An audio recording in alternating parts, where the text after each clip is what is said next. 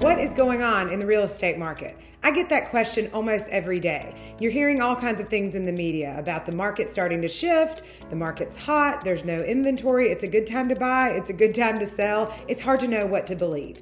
So I'm here today to just walk you through some statistics to show you what's happening in the real estate market in the Triad area of North Carolina. So whether you're thinking about buying or selling, you'll want to follow along for this quick synopsis and make sure to subscribe so you can follow along every month and see what's going on in our market. I'm Karen Kimrey with Triad's Finest Real Estate. Feel free to reach out to me with any questions. And I'm hearing lots of people talking about a shift in the market.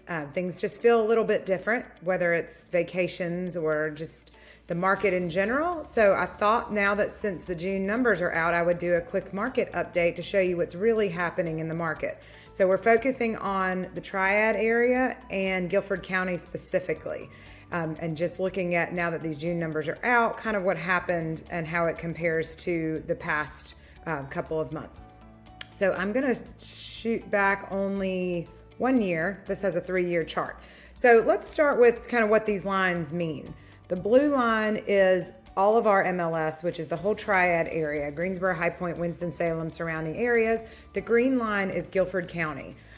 So you can compare the two, and the trends tend to be similar, just the numbers are a little bit different. So starting with sales price, this is good news. Our sales price has been continuously climbing since January of this year. We did see a downturn the end of last year, but if you look at from May to June, our average sales price in Guilford County went from $299.9 to $315. That's median sales price, sorry. So average jumped in Guilford County from $334 up to $365, and the entire MLS jumped up $319 to $323. So overall, prices are still increasing. The number of new listings was pretty stable, but if you could look at the number of homes for sale, this is sort of telling a different story, that things are maybe not selling as quickly since our total number of listings has gone up. The pending sales, this is really what I found interesting. This is predicting what's going to be happening for closings in the next couple of months. So our pending sales in May for entire MLS 2043 dropped down to $1395.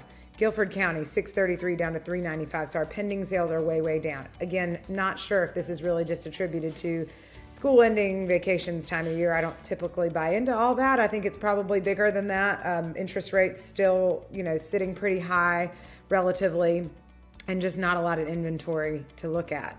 Closed sales was pretty stable though, so I think we'll see that change over the next few months based on the pendings.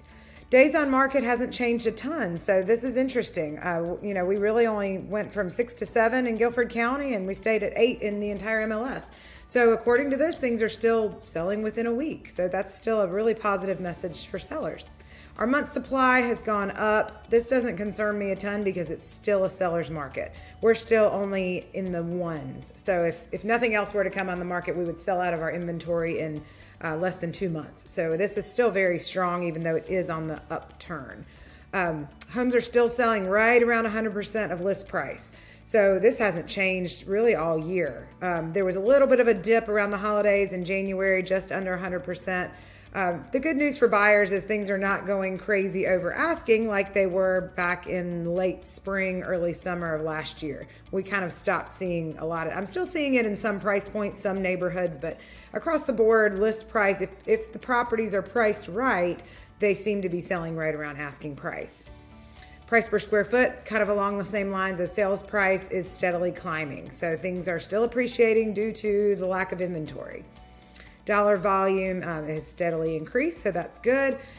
I was curious how this would look with shows to pending. So when the house comes on the market, how many showings does it typically take to go under contract? We were in May at 14 for entire MLS. We stayed at 14. Guilford County went up 1.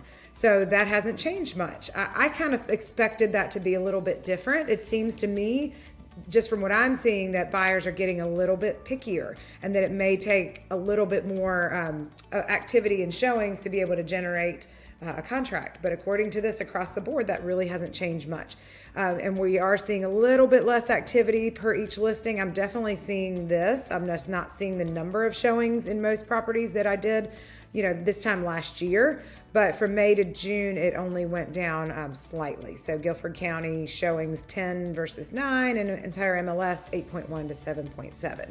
So that is your June market update. As always, feel free to reach out to me to see how this affects you and your property. Have a great day.